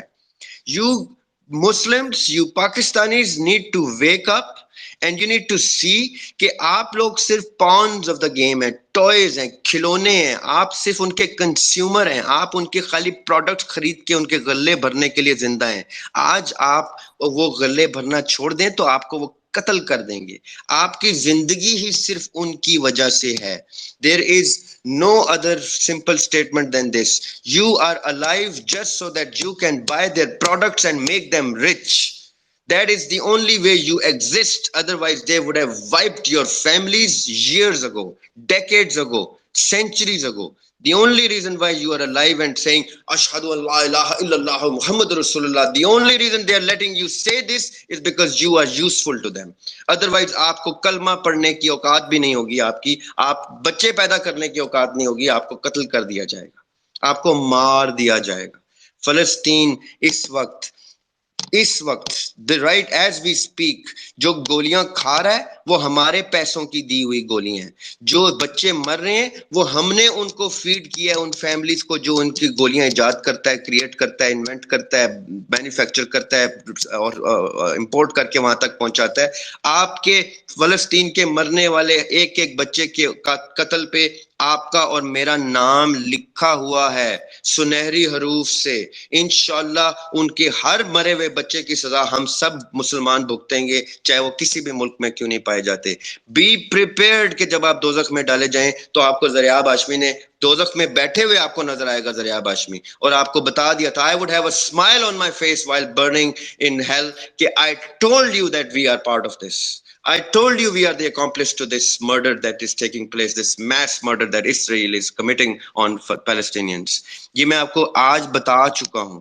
آپ کا ایک ایک روپیہ بینک دولت پاکستان کا جو ایک ایک روپیہ ہے وہ اس وقت فلسطینی مارنے میں پورا کا پورا شامل ہے. کوئی ایک آنا بھی اس میں کم نہیں ہے. یہ بات یاد رکھیے گا, یہ بات سمجھیے گا. آج کی تاریخ میں آپ تک یہ میسج پہنچ گیا. اس کے بعد اگر کسی میں شرم غیرت آئی تو الگ بات ہے, ورنہ we are all a part and parcel of this mass murder being committed on the planet. چاہے وہ اسرائیل میں ہو رہا ہے, چاہے وہ یمن میں ہو رہا ہے, چاہے وہ عراق میں ہو رہا ہے, چاہے وہ کشمیر میں ہو رہا ہے. یہ سب کی سب ایمونیشن اور سب کچھ جو کچھ یہ پلان کرتے ہیں یہ ہمارے پیسوں سے پلان کرتے ہیں, ہم ان کے کنزیومرز ہیں. اور اگر آپ کہتے ہیں اس نے اتنی گندی گندی باتیں کر دی ہیں, اس کو صرف پرابلم بتانی آتی ہیں, اس کو صرف, مجھے ٹویٹر میں الٹے سیدھے میسج کرنے سے پہلے آپ لوگ شرم کیا کریں. مجھے میسیجز آتے ہیں اور میں حیران ہوتا ہوں کہ کتنی گندی پرورش کے بچے ہیں جو مجھے الٹے سیدھے میسیجز کرتے ہیں ٹویٹر پہ. میری عادت یہ ہے کہ میں ہر ایک کو جواب دے دیتا ہوں, یہ میری گندی عادت ہے کہ ہر مجھے میسج آتا ہے تو میں ان کو رسپیکٹ کے ساتھ جواب دیتا ہوں. ورنہ جو آپ کو لفٹ ہی نہیں کراتے ہیں نا وہ ٹھیک رہتے ہیں. دی انٹچبلز, جن تک آپ کی کبھی ساری عمر رسائی نہیں ہو سکتی, وہ بالکل ٹھیک رہتے ہیں, وہ لفٹ نہیں کراتے, وہ صرف اپنی گڈی اڑانے کے لیے اڑتے رہتے ہیں. ان کے بچے بھی وہی امریکہ میں ہی پلتے ہیں اور ادھر ادھر پلتے ہیں, وہ بالکل ٹھیک رہتے ہیں. آپ لوگ ان کو صحیح چومتے چاٹتے ہیں. You guys deserve those sort of people. مجھے ٹویٹر پہ میسج آتے ہیں, آج میں آپ کو جواب دیتا ہوں. پرابلم کا سولوشن یہ ہے, اپنے باپ کو گربان سے پکڑو. ہمت ہے آپ کے اندر سولوشن کی؟ آپ آج بٹھائیں اپنے والد صاحب کو اور کہیں ذریعہ آج میں یہ بکواس کر رہا ہے ٹویٹر کے اوپر کہ میرا باپ شامل ہے اس حرکت میں، میرے باپ نے کچھ نہیں کیا، اپنی نمازیں پڑھ کے اپنے حج کر کے قبر میں جا رہا ہے. پکڑیں اپنے باپ کو اور کہیں کہ آپ کا دین مکمل نہیں ہوا، آپ کا حج کیسے مکمل ہوا ہے؟ آپ مر کیسے سکتے ہیں اس سے پہلے کہ جب تک آپ مسلمان نہیں ہو جاتے؟ آپ کو احساس کیوں نہیں؟ آپ سو کیسے جاتے ہیں جب کشمیر میں بچہ مر رہا ہے، فلسطین میں بچہ جل رہا ہے؟ How dare you sleep when we watch you sleep we sleep. If we watch you wake up, if we watch you anxious to do something, تب ہم اپنی نیند چھوڑیں گے. باپ کی کرتوتوں کے اوپر بچہ اپنے کرتوت لے کے آتا ہے. آپ کے اندر ہمت ہے سولوشن سننے کی؟ آپ سنیں گے سولوشن کہ آپ اپنے باپوں کو پکڑیں گے ان باتوں کے اوپر؟ نہیں، الٹا مجھے ابھی ٹویٹر پہ گالیاں آئیں گی، مجھے آپ لوگ بکواسیات سے نوازیں گے کہ ذریعہ آ کے ہمارے باپوں کے گربانوں کے تک ہمیں لے کے جا رہا ہے، یہ کیسی پرورش دے رہا ہے، یہ کیسی باتیں کر رہا ہے. آپ کے تو ویسے ہی باپ فرعون ہوتے ہیں، گھر میں آتا ہے تو ماں موسیٰ کی طرح کمروں میں چھپا رہی ہوتی ہے کہ باپ آ گیا، چھپ جا نہیں تو کھا جائے گا تجھے. آپ کی کہاں جرت ہوتی ہے کہ آپ باپ کے ساتھ ڈائلاگ کر سکیں؟ ناٹ اے سنگل فیملی ان پاکستان جو اپنے باپ کے ساتھ ایک میل کے اوپر، بریکفاسٹ کے اوپر، ڈنر کے اوپر بیٹھ کے کہے پاپا مجھے یہ بتائیں in your 50-60 years of life what have you done for Muslims, what have you done for Palestinians. وہ پتہ کیا کہیں گے؟ اور چپ کر کے روٹی کھا، تیری ایجوکیشن کر دی، یہ بڑی بات ہے. آج کل کے حالات میں چولہے ٹھنڈے ہو گئے لوگوں کے، تو مجھ سے فلسطین کی باتیں کرتا ہے، تو مجھ سے کشمیر کی باتیں کرتا ہے. میں نے تجھے روٹی دے دی ہے، تجھے اچھی ایجوکیشن دے دی ہے، میری دین میرا مکمل ہو گیا ہے، تو میری نعمتیں تمام ہو گئی ہیں. یہ کہہ کے آپ کو تھپڑ مار کے سلا دے گا. Why? Because he is not brave enough to accept criticism. He is not courageous enough to answer you. And he is not Muslim enough to be ashamed and say you are right. چل بیٹے آج سے کچھ کرتے ہیں. یہ گفتگو صرف آپ کی، آپ کے دوستوں تک ہے. مانیں اس بات کو. کیا ساحل ادیم کا لیکچر آپ اپنے باپ کے ساتھ بیٹھ کے سن سکتے ہیں؟ نہیں. کیا ڈاکٹر سار کی باتیں اپنے چاچا کو بتا سکتے ہیں؟ نہیں. یہ صرف over a cup of T کسی کیفے میں بیٹھ کے نا، اچھے سے لش سے کیفے میں بیٹھ کے 2-3 ہزار بل دے کے وہاں پہ یہ باتیں کریں آپ، اور وہی باتیں وہیں پہ چھوڑ کے اس کیفے کی ٹپ کے ساتھ چھوڑ کے گھر آ جائیں، اور اگلے دن صبح پھر وہی کام کریں، اور روز یہی کرتے کرتے مر جانا اور کہنا میں جنت میں جا رہا ہوں کیونکہ میں کلمہ گو ہوں. اگر کلمہ گو جنت میں جائے گا تو یزید کو میری طرف سے سلام کرنا. یزید بھی کلمہ گو تھا. کلمہ گو جنت میں نہیں جاتا.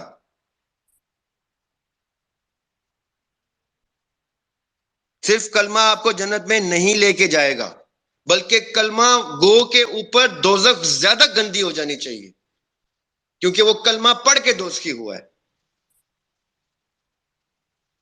This Israel-Palestine conflict is a product of a Pakistani thought. یہ میں بتاتا ہوں آپ کو. آج سے آگے تک یہ ذہن میں رکھیے گا کہ 1947 میں پاکستان آزاد ہوتا ہے، 1948 میں یہ اسرائیلی کرتوت ہوتا ہے.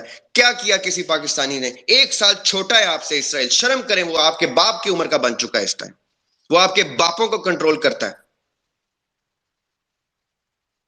آپ سے 1 سال چھوٹا ملک آپ کے ملک میں شیعہ سنی فساد کراتا ہے، آپ کے ملک میں لسانیت جنریٹ کرتا ہے، صوبائی تعصب کی جنگیں کراتا ہے، آپ کی حکومتیں بناتا گراتا ہے. What is any Pakistani doing about it for the past 75 years? Nothing other than slavery. اس لیے جب بھی کوئی پاکستانی یہ گفتگو کرے نا اسرائیل اور فلسطین کی، اس کو ایک تھپڑ ماریے گا میری طرف سے کہ بکواس بند کرو یار. تم we Pakistanis do not have the right to say anything about Palestine. Because Israel is 1 year younger than us and we do not do anything. Our parents were fools. They were slaves. They taught us wrong. They never created a Hussein out of us. They've made us accept the Yazid of the time. It means our fathers were Yazids. وہ یزید کی سنت پہ ہیں ہمارے باپ، تب ہم حسین نہیں بنتے. علی کے سنت پہ ہوتے تو آج ہم حسین ہوتے. کسی کا باپ علی بنے گا تو بچہ حسین بنے گا. ہمارے باپ یزیدیت پہ ہیں، ہمارے لیڈران یزیدیت پہ ہیں. Accept the ugly face that you see in the mirror. Do not break mirrors. Accept the ugly truth and die of shame. اور لیو ود آنر. دو ہی صورتیں ہوتی ہیں مومن کی, یا وہ شرم سے مر جاتا ہے یا وہ عزت سے مر جاتا ہے, اور کوئی طریقہ نہیں ہوتا اس کا. نہ ہم شرم سے مرتے ہیں نہ ہم آنر سے مرتے ہیں. مسجدوں میں اعلان کر کے بتایا جاتا ہے, او پہچانو یار وہ محلے کا فلاں آدمی, یار وہ فلاں مر گیا یار, اس کا جنازے پہ آ جانا. محلے والے نہیں پہچانتے آپ کے باپ جب مرتے ہیں تو. کچھ کیا ہی نہیں ہے زندگی میں اتنا بڑا کہ اس کو کچھ شان سے جنازہ اٹھے. آج آپ سب لوگ اپنے باپوں سے کہیں گے کہ ڈیڈی مرنے سے پہلے اتنا بڑا کام ضرور کرنا کہ آپ کا جنازے پہ میں فخر سے کھڑا ہوں. اتنی غیرت جو اس ٹویٹر سپیس پہ رکھے گا آئندہ وہ اس ٹویٹر سپیس پہ آئے, ورنہ میں جب ٹویٹر سپیس پہ آؤں تو عزت سے یہاں سے رخصت ہو جایا کرے, کیونکہ میں ایک بدتمیز آدمی ہوں, میں بد لحاظ آدمی ہوں, میں سیدھی بات کروں گا. کل ایک جنازہ اٹینڈ کرنے میں گیا تھا, اس لیے کل والا آپ کا یہ سیشن نہیں ہو سکا, اور میں آج دعا کر رہا تھا کہ کوئی اور جنازہ ہی کسی جھوٹے مسلمان کا ہو جائے, میں پھر یہ گفتگو کرنی نہ پڑ جائے مجھے. لیکن کوئی مسلمان شرم سے نہیں مرا آج جو میرے جاننے والا تھا جس کے جنازے پہ جاتا نا. Let's never talk about this conflict. Let's talk about ourselves. Let's talk about how ashamed we should be, how we should die of shame or die with honor. That is it. جو یہ دو topic پہ مجھ سے گفتگو کرے گا, خدا کی قسم میں اس کے لیے اپنی ساری زندگی وقف کرنے کے لیے تیار ہوں. لیکن اگر کوئی یہ مجھے کہے کہ میں ہجڑوں کی طرح تالیاں بجا بجا کے بدوائیں دوں اسرائیل کو اور اسرائیل فنا ہو جائے گا, تو I am sorry. No offense to our Khaja Sara community, they are not equipped to beat a man up. That's why وہ بیچارے بدوائیں دیتے ہیں. If your families, your parents, your brothers, your fathers are also not man enough, تو ان کو یا تو چوڑیاں لے دیں یا ان کو کہیں کہ آج کل LGBT کیمپین بہت اچھی چل رہی ہے, اس کا حصہ بن جائے. کیونکہ مسلمان مرد جو ہے وہ LGBT کیمپین کا حصہ نہیں بنتا. مسلمان مرد جا کے کسی جگہ شہید ہوتا ہے یا اپنے بچے سونپ آتا ہے کہ جاؤ مار دو اس کو. And there's nothing more I want to say on this topic. The rest of these things are all over the news. کسی کو شرم آتی ہے تو وہ نیوز کو دیکھ کے شرم سے مر جائے, اور کسی کے اندر وسائل ہیں کچھ کرنے کے تو ان نیوز کو دیکھ کے کود پڑے اس آگ میں. شاید وہ اپنے مرے ہوئے باپوں اور دادوں کی پرورش کی بیس پہ ان کو ایگزٹ کروا دے دوزخ سے, ورنہ میں آپ کو گارنٹی دیتا ہوں کہ 75 سال میں جتنا پاکستانی مرا ہے وہ دوزخی مرا ہے الحمدللہ.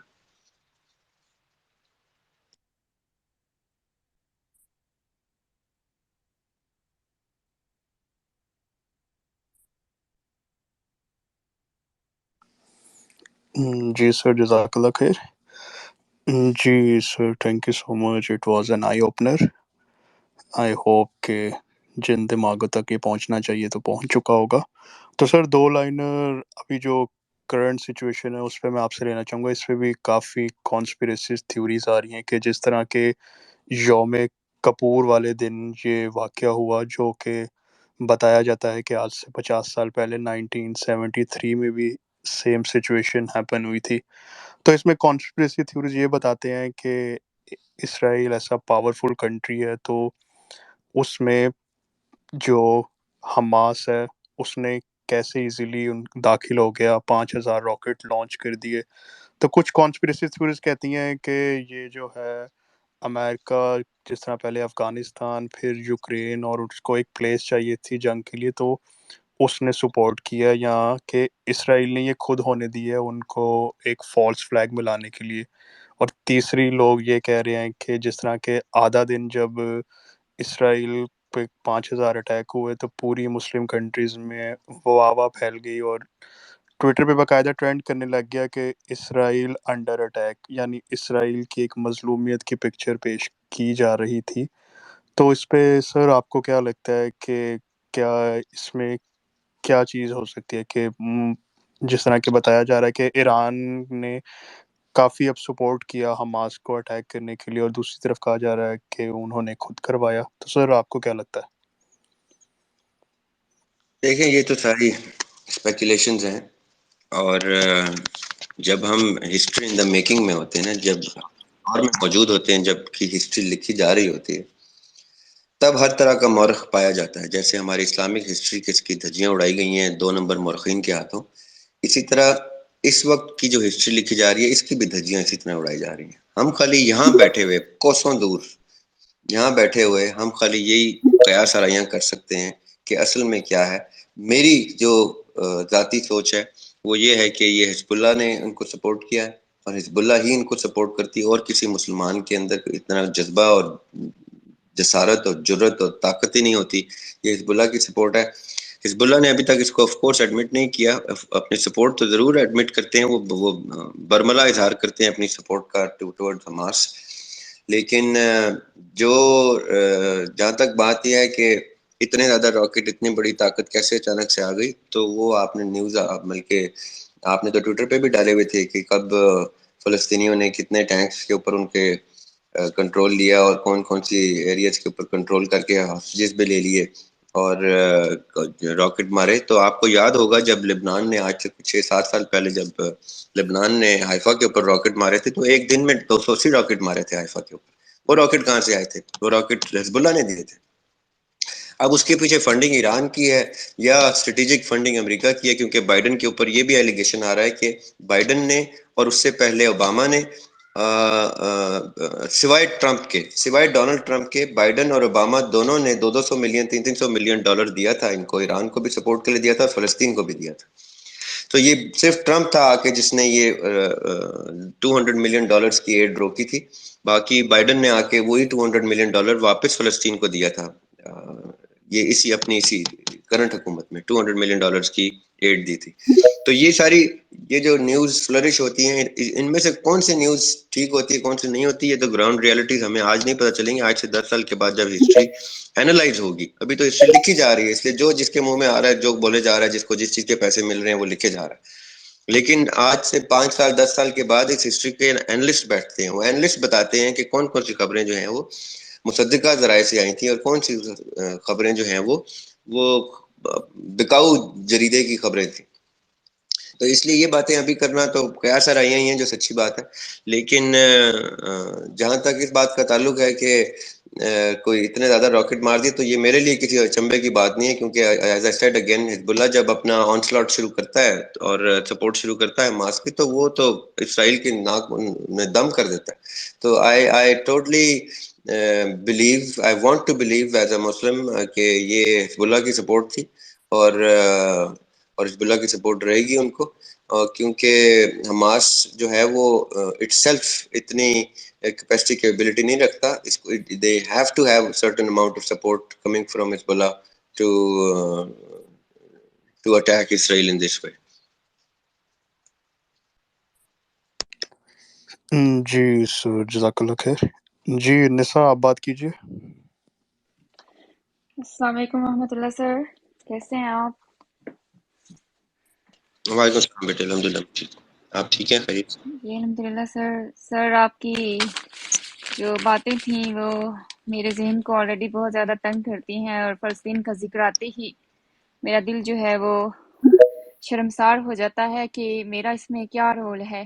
اور آپ کی باتیں سن کر میں بالکل سن سی ہو گئی ہوں اور مجھے سمجھ میں بھی نہیں آ رہا کہ میں کیسے رسپونڈ کروں، تو مجھے اپنے سوال ہی بھول گئے ہیں. بہرحال میرا جو بھی آپ نے روشنی ڈالی اس چیز کے اوپر کہ جیوز مسلم کانفلکٹ سے آپ نے انلائٹن کیا اور کن ایفیلیشنز کی بیس پر اسرائیل کی اسٹیٹ کو اسٹیبلش کرنے کی کوشش کی گئی، and also about the Rothschild family. اور اس کے علاوہ بہت اہم پوائنٹس جو ہیں ڈسکس ہوئے about decision making for 200 centuries. اور یہ ساری چیزیں بہت امپورٹنٹ ہیں ہمیں انڈرسٹینڈ کرنے کے لیے اور ان پر ریسرچ کرنے کے لیے. سر اسی کانسیپٹ کو لے کر میرے ذہن میں 2 سوال آئے تھے. پہلا سوال یہ تھا کہ یہ بات کس حد تک درست ہے کہ فلسطین کی سرزمین ہمیشہ دنیا کی سیاست کے لیے اہم رہی ہے اور وہاں آنے والی تبدیلی ساری دنیا پر اثر انداز ہوتی ہے. اور دوسرا سوال یہ ہے کہ ابھی جو کرنٹ دنیا میں جو آئیڈیالوجی زیادہ زور پکڑ رہی ہے لیفٹسٹ کی، اور سیکولرزم کی وجہ سے لوگ دنیا جو ہے وہ خدا اور مذہب سے دور ہو گئے ہیں. تو اس کے بعد جو پرسوں فلسطین میں واقعہ ہوا ہے تو اس کے ریزلٹس میں کیا ہم ایسے کہہ سکتے ہیں کہ دنیا بھر کی جو اسلامی تنظیمیں ہیں وہ حرکت میں آئیں گی اور اس کے نتیجے میں لوگ خدا اور ریلیجن کی طرف زیادہ ایکٹیویٹ ہوں گے؟ یا کسی بھی تنظیم پر اس کا کوئی اثر نہیں ہوا؟ تو یہ 2 سوال ہیں. جزاک اللہ خیر. اچھا، جہاں تک یہ بات ہے نا، آپ کے سوالوں میں جو سب سے اہم سوال ہے وہ یہ ہے کہ سیکولرزم کی جو ہوا چل پڑی ہے پوری دنیا میں، اور یہ بات درست ہے کہ پوری دنیا میں چل پڑی ہے. پورا امریکہ اس ٹائم اس کے زیر عتاب ہے کہ کس طرح سے چرچ کو اسٹیٹ سے دور کر دیا گیا اور بائبل سے انحراف شروع کیا گیا، کیونکہ بائبل میں بھی کچھ اتنی سخت احکامات ابھی بھی موجود ہیں، چاہے وہ جتنا مرضی ٹیمپر کریں بائبل کو، اتنے سخت احکامات موجود ہیں جو یہ لبرل سوسائٹی برداشت نہیں کر سکتی. عموماً لوگ پاکستان میں شرعی نظام کی گفتگو کرتے ہیں تو میں ان سے سب سے پہلے کہتا ہوں کہ تم شریعت برداشت نہیں کر سکتے، تم شریعت کی بات کیسے کرتے ہو؟ تمہارا لائف سٹائل، میرا لائف سٹائل شریعت کے عین خلاف ہے. ہم لوگ 180 ڈگری کے اینگل کے اوپر اپنی زندگیاں بیس کرتے ہیں. ہمارے اوپر شریعت کا نفاذ ہوگا ہم تو بھاگ جائیں گے یہاں سے، ہم ان لوگوں میں سے. اسی طرح ویسٹ میں بھی جب چرچ کی شریعت کا چرچ کی جورسپروڈنس کا، کیونکہ پہلی شریعت آپ مسلمان ہونے کے ناطے ذہن میں رکھیے گا، پہلی شریعت حضرت موسیٰ علیہ السلام کے اوپر آئی تھی. یہ دوسری شریعت ہے جو آقا علیہ السلام کے اوپر آئی ہے.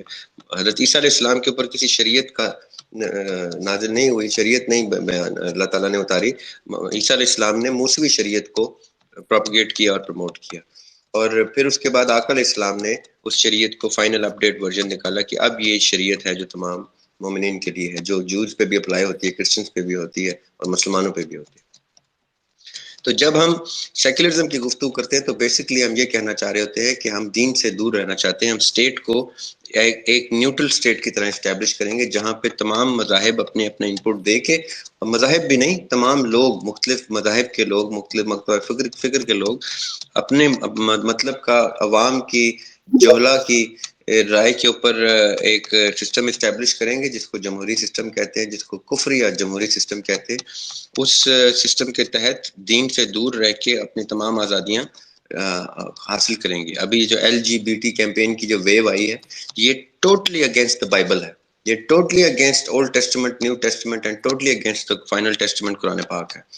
اب یہ کیوں صرف امریکہ میں نہیں، ہمارے پاکستان کے اسکولوں میں ہو رہی ہے. میرے تک ویڈیوز آ چکی ہیں، پہنچ چکی ہیں ویڈیوز جو اسکولوں کے اندر یہ باقاعدہ طور پہ LGBT کیمپینز کے لیے خواجہ سراؤں کو ایکسپلائٹ کیا جاتا ہے اور ان کے تھرو یہ بلوایا جاتا ہے کہ ہم لوگ سوسائٹی ہمیں غلط بتاتی ہے، اصل میں ہماری چوائس ہوتی ہے ہم لڑکا بنے یا لڑکی بنے. اس لیے کل آپ کے اسکول سے، آپ کے بچے جب اسکولوں سے آ کے آپ سے کہیں نا کہ ماما میں لڑکا نہیں میں لڑکی ہوں، اور لڑکا آپ کا یہ کہے اور لڑکی کہے میں لڑکی نہیں میں لڑکا ہوں، یا میں اپنے آپ کو کسی جینڈر میں نہیں ڈالنا چاہتا، تو یہ مت سمجھے گا کہ اس میں کسی آپ کی پرورش کا ہی خالی کوئی مسئلہ ہوا ہے. اس میں باقاعدہ آپ کی اسٹیٹ اسکولوں کے اندر یہ چیزیں چلا رہی ہے. یہ اگر آپ کو شک ہے تو آپ اس کو تھوڑا سا انویسٹیگیٹ کریں تو آپ ان اسکولوں کے نام تک آپ تک آ جائیں گے جہاں تک یہ شروع ہو چکا ہے، اور انشاءاللہ آگے بہت زیادہ یہ جلدی کر دیں گے اور ہم سب کے بچے خراب کرنے میں کامیاب ہو جائیں گے، کیونکہ ہم لوگ جمہوریت کو اپنے اوپر طاری کر کے بیٹھے ہوئے ہیں. ابھی اس ٹویٹر سپیس میں موجود 99% لوگ کہیں گے کہ عمران خان ہمارا لیڈر ہے اور جمہوریت ہمارا سسٹم ہے اور دریاب جو ہے وہ بکواس کر رہا ہے. اصل میں جمہوریت کفر کا سسٹم ہے اور اسلام کے عین متصادم ہے اسلام سے. اسلام میں کسی قسم کی کوئی جمہوریت نہیں ہے. امرہم شورا بینہم، قرآن کی آیت جو مس یوز کرتے ہیں جاوید احمد غامدی جیسے لوگ، وہ یہ نہیں ہے کہ عام عوام سے رائے لی جائے گی. اس کا مطلب ہوتا ہے شورا، مشاورت سے خلیفہ چنے گی، امیر المومنین چنے گی. یہ جاوید احمد غامدی جیسے لوگ جب اس قسم کی باتیں کرتے ہیں نا، پڑھے لکھے سمجھدار لوگ، very fine man with a very low approach, یہ بات کرتے ہیں اور جمہوریت کو ہوا دیتے ہیں، کیونکہ وہ ایک جمہوری ملک میں پناہ گزیر ہیں. وہ امریکہ میں اس ٹائم پناہ لے چکے ہیں کیونکہ ان کو پتہ ہے وہ پاکستان میں لینڈ ہوں گے تو ان کو مار دیا جائے گا. ان کے قتل کے پروانے جاری کر دیے جا چکے ہیں، اس لیے وہ امریکہ کے میں ڈیلس میں چھپ کے بیٹھ کے جمہوریت کو پروموٹ کر رہے ہیں. اسی طرح پاکستان میں عمران خان جیسے لوگ جمہوریت کو پروموٹ کرتے ہیں اور دوسرے لوگ جمہوریت کو ٹی وی پہ آ کے جمہوریت لگے رہتے ہیں تاکہ آپ کی اسٹیٹ کو کہیں اسلامک اسٹیٹ نہ بنا دیا جائے، آپ کی اسٹیٹ کو ہمیشہ سیکولر اسٹیٹ رکھا جائے، کیونکہ جمہوریت کا مطلب ہی سیکولرزم ہوتا ہے۔ جمہوریت کا مطلب ہوتا ہے ایک یہودی کا، ایک کرسچن کا، ایک ہندو کا ووٹ ایک مسلمان کے ووٹ کے برابر ہے، جبکہ قرآن اس چیز کی عین مخالفت کرتا ہے کہ کوئی کسی ہندو کا ووٹ کبھی بھی پاکستان ایک مسلمان کا ووٹ کے برابر نہیں ہو سکتا، کسی یہودی کا ووٹ ایک مسلمان کے برابر نہیں ہو سکتا۔ اگر یہ بات کسی کو سمجھ نہیں آتی، قرآن کی یہ بات کسی کو سمجھ نہیں آتی کہ ایک مومن کتنے کفار پر بھاری ہے، اگر قرآن کی یہ آیت نہیں سمجھ آتی کہ ایک مومن، یہ قرآن نے ووٹنگ کا سسٹم بھی بتا دیا ہے کہ ایک ایمان والا کتنے نان مسلمز کے اوپر، کتنے کفار مطلب کفر کرنے والوں کا جو اللہ تعالیٰ کے وحدانیت کا انکار کرتے ہیں، کتنوں کے اوپر بھاری ہے، یہ قرآن میں باقاعدہ طور پہ بتا دیا گیا ہے۔ اس کا مطلب یہ ہے کہ اگر آپ نے خدا نہ خواستہ جمہوریت بھی لانی ہے تو آپ نے ریلیجن کی بیس پہ یہ تو دیکھ لیں کہ مسلمان کون کون ہے، کیونکہ ایک سنی اسٹیٹ میں تو شیعہ مسلمان نہیں ہوتا، ایک شیعہ اسٹیٹ میں سنی مسلمان نہیں ہوتا۔ تو آپ مجھے بتائیں جمہوریت اگر اسلام کے مطابق ہوتی تو یہ جمہوریت پھر اس طرح سے ڈیفائن ہوتی نا کہ پہلے یہ بتاؤ مسلمان کون کون ہے اور کون سی کتاب کے مطابق مسلمان کون مسلمان کے زمرے میں آتا ہے۔ تو جب ایک مسلمان غیر مسلم پہ بھاری ہے تو اس کے ایک ہندو، میرے ہی دوست ہندو جو سندھ میں بستے ہیں، اس کا ووٹ میرے برابر کیسے ہو سکتا ہے؟ میں ایک اسلامک اسٹیٹ کا باشندہ ہوں تو میرا ووٹ اس سے زیادہ ہونا چاہیے۔ تو جمہوریت میں اتنے فلاز ہیں کہ میں اگر بتانے بیٹھوں تو شاید 10 ٹویٹر سپیس تھوڑی پڑ جائیں کہ جمہوریت ایک کفر کا سسٹم ہے اور جمہوریت سیکولرزم کو ہوا دیتا ہے۔ تو آپ کے سوال کے جواب میں صرف اتنا دوں گا کہ جب آپ اپنے بچے اس چیز پہ ٹیون کریں گی نا نسا کہ جمہوریت کے خلاف کھڑے ہو جانا، بائیک آؤٹ کرنا، کبھی ووٹ نہ ڈالنا، چاہے عمران خان یا کوئی مریم نواز یا کوئی اور آ جائے سامنے، ڈو ناٹ ووٹ فار ہم، بیکاز ووٹنگ فار ہم means voting for a system of کفر، اور اس کی سزا تمہیں یہاں پہ بھی ملے گی انشاءاللہ اور آخرت میں بھی ملے گی۔ تو اپنے بچوں کو یہ منع کیجیے گا کہ یہ نہ کریں، تو آپ اپنے اینڈ کا رول پلے کر رہی ہیں اور آپ سیکولرزم کے خلاف جا رہی ہیں۔ اب دوسری بات آپ جو کہہ رہی ہیں کہ اس وقت جو کانفلکٹ چل رہا ہے اس میں باقی مسلم امہ کے اوپر کیا فرق پڑے گا، تو میں آپ کو کلیئرلی ایک بات بتاتا ہوں۔ میں نے اپنی اس پچھلی گفتگو میں صرف آپ کو یہ بیان کرنے کی کوشش کی ہے کہ یہ جتنے لوگ ہیں نا میرے آپ جیسے، یہ صرف مکھی مچھر ہیں، ان کی اور کوئی اوقات نہیں ہے، یہ صرف کنزیومر ہیں ان پروڈکٹس کے، جو پروڈکٹس ان فیملیز کو فنڈ کرتی ہیں جو فیملیز یہ ایمونیشن بناتی ہیں اور بیچتی ہیں۔ مطلب کیا ہے اس بات کا کہ جنگ میں اپنی مرضی سے کروا رہا ہوں، میں اگر اس فیملی سے تعلق رکھتا ہوں جو جہاز بناتا ہے، ٹینک بناتا ہے، گولیاں بناتا ہے، بندوقیں بناتا ہے، تو میرا فائدہ ہی تب ہے جب کسی ملک میں جنگ ہوگی۔ جیسے جنگ ہوگی امریکہ بھی وہ خریدے گا، ایران بھی خریدے گا، پاکستان بھی خریدے گا، میرے ملینز آف ڈالرز بنیں گے۔ تو جنگ کو ہوا دینے کے لیے میرے پاس 10,000 طریقے ہیں، میں وہاں پہ ایسی کرتوت کروں گا کہ جنگ کو ہوا دی جائے گی، اور جنگ کو ہوا دینے کے لیے میں عمران خانوں کو، نواز شریفوں کو، شہباز شریفوں کو خرید لوں گا، انہیں کہوں گا یہ مسائل جنریٹ کرنا، اتنے مسائل جنریٹ ہوں گے، عوام سڑک پہ آئے گی، میری آنسو گیس بھی بکے گی، میری بختر بند گاڑیاں بھی بکیں گی، میری گولیاں بھی بکیں گی، میرے ہیلمٹ بھی بکیں گے، میری زرہ بھی بکے گی جو بلٹ پروف چیزیں ہوتی ہیں، میرا سب کچھ بکے گا۔ تو آپ کا عمران خان، آپ کا نواز شریف، شہباز شریف، یہ سارے جو ہیں یہ میرے پونز آف دا گیم ہوں گے، اس لیے میرا یہ سب کچھ بکے گا۔ اگر آپ فلسطین میں یا دنیا کے کسی کونے میں امن چاہتے ہیں تو آپ صرف اسی صورت میں چاہ سکتے ہیں امن جب آپ اس طبقے کے ساتھ بیٹھ کے ایک بزنس ڈیل کریں جس کو آپ یہ کہیں کہ بھائی تمہیں کیا چاہیے، میں تمہیں دیتا ہوں کسی اور صورت میں، تم فلاں ملک میں جنگ نہیں ہونے دو گے۔ تو کہے گا ٹھیک ہے اتنے ملین ڈالر مجھے آتے ہیں تمہارے ملک میں یہ الٹے سیدھے کرتوت کرا کے، تو ہم کہیں گے اچھا اتنے ملین ڈالر کی ہم تمہارے ساتھ فلاں بزنس کی ڈیل کرتے ہیں تو تم یہ چیزیں بند کر دو۔ اس کے علاوہ اگر آپ سوچتے ہیں کہ کوئی فرشتے اتریں گے آسمان سے، ابابیلیں آئیں گی، تو اگر ابابیلوں نے آنا ہوتا تو یہ آپ کا مکہ کب سے انڈر سیج ہے، ابابیلیں نہیں آئیں، ایم بی ایس ابھی بھی زندہ ہے، اور اس کا پورا خاندان ابھی بھی زندہ ہے، ابھی تک ابابیلیں آ کے کنکر نہیں مار رہی، کیونکہ اللہ سبحانہ تعالیٰ کا سسٹم ایسے نہیں ہے کہ جب چاہا ابابیلوں کو بلا لیا، اللہ تعالیٰ سے دعائیں کی اور عذاب نازل کرا دیا، ایسا نہیں ہوتا۔ اللہ سبحانہ تعالیٰ اپنے سسٹم کو اپنے طریقے سے چلاتے ہیں۔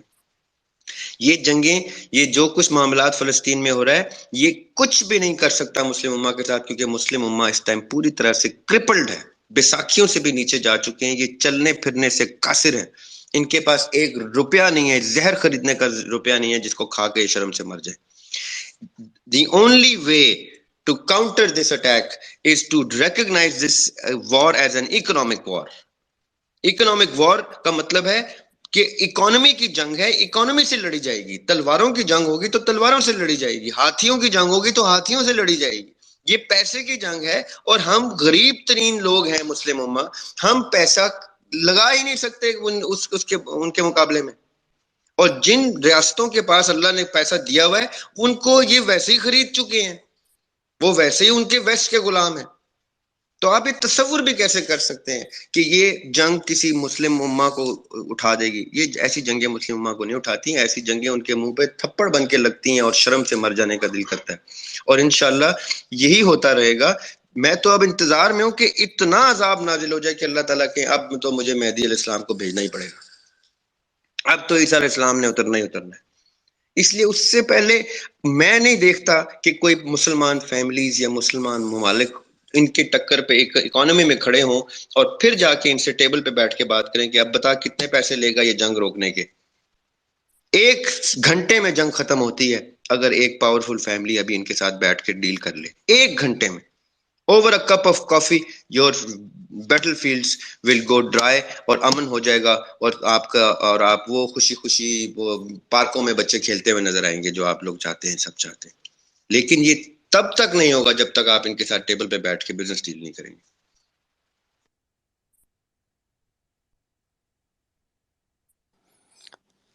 جی سر, جزاک اللہ خیر. جی مریم, آپ بات کریں. جی السلام علیکم. میرا یہ ایک سوال ہے کہ آلریڈی بہت یوتھ موبلائز ہو چکا ہے, تو why not we join the Hamas group, اور کسی طریقے سے ہم مطلب ہم ظاہر ہے ہماری ٹریننگ تو نہیں ہے لیکن we can do some help. اگر ہم یہ بھی ہو سکتا ہے کہ ہم ان کی کچھ ایڈ کر سکیں ان کی ٹریٹمنٹس میں, ان کو ایڈ پرووائڈ کرنے میں. تو we need some practical steps کہ ہم لوگ جائیں آن دا گراؤنڈ اور کچھ کریں. پروٹیسٹ اور لیکچرز اور یہ سب کچھ تو بہت ہو چکا ہے, so we need some practical steps. بالکل ٹھیک کہا آپ نے, پریکٹیکل سٹیپس کی میں بات کر رہا تھا, لیکن میں سمپٹومیٹک ٹریٹمنٹ کی بات نہیں کر رہا تھا. آپ سمپٹومیٹک ٹریٹمنٹ کی بات کر رہے ہیں. آپ کہہ رہے ہیں کہ کھانسی ہو گئی ہے تو آپ کتنے دن دوائی کھانی ہے تو کھانسی دور ہو جائے گی. میں کہہ رہا ہوں کھانسی کہاں سے ہو رہی ہے, اس ٹی بی کو درست کر لیں تو کھانسی نہیں ہوگی. آپ کی بات کا میں جس اسپرٹ سے آپ نے سوال اسپرٹ سے جواب دینا چاہتا ہوں. آپ کی بات درست ہے کہ ابھی جو لوگ مر رہے ہیں, جو زخمی ہیں, جو وہاں پہ ان کو کھانے پینے اور پینے کا پانی تک موجود نہیں ہے ادھر فلسطینیوں کے لیے, اس کے لیے ہمیں بے شک بے دھڑک مدد کرنی چاہیے. اس کے لیے بہت سی آرگنائزیشنز ہیں, مجھے ٹویٹر پہ بھی اس طرح کے میسیجز آتے رہتے ہیں, واٹس ایپ پہ بھی. میں ان کو دوبارہ سے ریپیٹ کرتا ہوں کہ I am not directly in contact with any organisation جو آپ کی امداد ٹھیک جگہ پر پہنچا سکے. جیسے ہی میری رسائی کسی ایسی آرگنائزیشن تک ہوتی ہے جو وہاں پہ آن گراؤنڈ موجود ہے, جب پاکستان میں ابھی سیلاب آیا تھا تو میرے پاس بہت سے ایسے جاننے والے میرے رسائی میں تھے جو آن گراؤنڈ موجود تھے, تو میں واٹس ایپ گروپس میں بھی ان کے لنک فارورڈ کر رہا تھا لوگوں تک کہ آپ ان لوگوں سے رابطہ کریں, یہ گراؤنڈ پہ موجود ہیں, یہ آپ سے ڈائریکٹ اپنی ایڈ لے کے آپ کی اور ٹھیک جگہ پہنچا دیں گے. لیکن میری ذاتی طور پہ ایسی کسی آرگنائزیشن سے افیلیشن نہیں ہے جو فلسطین میں موجود ہو. میں ضرور پتہ کر سکتا ہوں, میں نے 2-3 لوگوں کو کہہ دیا ہے کہ وہ پتہ کریں. جیسے مجھے ایسی کسی آرگنائزیشن کا کوئی ای میل ایڈریس تک ملتا ہے میں آپ لوگوں تک ضرور پہنچاؤں گا تاکہ آپ ان کی مالی امداد کر سکیں. جہاں تک تعلق ہے یوتھ موبلائز ہو کے وہاں پہ ان کا کسی وارفیئر میں مدد کر سکے, تو میں اس چیز کے اس لیے خلاف ہوں کہ پاکستان سے میرا نہیں خیال کہ آپ کی حکومت اس ٹائم ایسی کسی قسم کی ایکٹیویٹی کو انڈورس کرے گی کہ پاکستان سے یوتھ موبلائز ہو کے وہاں پہ کوئی جنگی مشقیں کر کے یہاں سے وہاں جائے اور وہاں پہ جنگ میں شامل ہو. میرا نہیں خیال کہ حکومتی سطح پر کسی قسم کی اس قسم کی اجازت ہے. اگر کوئی آرگنائزیشن بغیر انڈر دا ہڈ کوئی کام کر رہی ہے کہ حکومت کو بھی نہ پتا ہو, تو وہ آرگنائزیشن میری رسائی سے اس لیے دور ہو سکتے ہیں کیونکہ میرے سے ویسے ہی لوگ خائف ہیں کہ میں ایک بدلحاظ سا آدمی ہوں, میں ان کے بھی ایمان عقیدے کو چیلنج کر دوں گا. تو اس لیے میری رسائی میں ایسے کوئی آرگنائزیشن نہیں ہے. لیکن امداد کے لیے اگر کوئی مجھے این جی او یا کوئی ایسی آرگنائزیشن ملتی ہے جو آپ کی امداد پہنچا سکے تو میں آپ تک ضرور پہنچا دوں. سر میں پریکٹیکل وہاں پہ ان کے ساتھ پارٹیسپیشن کا کہہ رہی ہوں کہ اگر کوئی ہم میں کوئی ڈاکٹرز ہے, جو بھی ہمارے پاس جو بھی ٹیلنٹ ہے تو ہم لوگ پریکٹیکلی وہاں پہ پہنچیں اور ان کی ہیلپ کریں. اگر ہم میں کوئی ہے well equipped in fighting they should join them. تو ہمیں یہ میں کہنا چاہ رہی ہوں کہ ہم لوگ ہمارا گروپ جاتا کیوں نہیں ہے, ہم لوگ مطلب why can not join them. میرے ایک دو دوست ہیں جو ڈاکٹرز بیانڈ بارڈرز کا حصہ ہیں, میں ان کا کوئی لنک واٹس ایپ گروپ میں بھیج دوں گا. وہ ڈاکٹرز بیانڈ بارڈرز جو ہیں وہ پوری ایک آرگنائزیشن ہے جس میں پوری دنیا کے ڈاکٹرز موجود ہیں. میرے اپنے کچھ جاننے والے اس وقت فلسطین میں ایز ڈاکٹرز ان کے ساتھ وہاں موجود ہیں. اگر آپ چاہتے ہیں تو میں ان میں سے کسی کا contact number what's app group میں شیئر کر دوں گا, ان تک آپ رسائی کر لیجیے گا. وہ شاید آپ کو بتا سکیں کہ اگر کوئی ڈاکٹرز ان کو چاہیے یا کچھ سٹاف چاہیے جو نرسنگ سٹاف ہوتے ہیں وہ چاہیے یا کوئی میڈیکل اکوپمنٹ چاہیے تو وہ آپ کو بتا دیں گے اور آپ ان تک وہ پہنچا سکتے ہیں. یا ان کو مین پاور چاہیے, دیکھیں جو نرسنگ سٹاف کی ٹریننگ ہوتی ہے وہ چھوٹی سی ٹریننگ ہوتی ہے, وہ ہمارے بچے بھی کر کے وہاں جا کے ان کی نرسنگ ضرور کر سکتے ہیں. یہ آپ کی بات درست ہے. اگر آپ نے یوتھ موبلائز کرنی ہے اس حوالے سے تو ڈاکٹرز بیانڈ بارڈرز کو آن لائن بھی گوگل کیجیے گا, اور میں بھی ان کے کچھ میرے جاننے والے دوست اس میں شامل ہیں تو میں ان سے آپ لوگوں کو ڈائریکٹ تھرو کر دوں گا تاکہ آپ لوگ اپنے بچوں کو ایز نرسنگ سٹاف یا اپنے جاننے والوں کو نرسنگ سٹاف کی صورت میں وہاں بھیج دیں ود اکوپمنٹ, میڈیکل اکوپمنٹ, تاکہ ان کی مدد کی جا سکے. جی سر, جزاک اللہ خیر.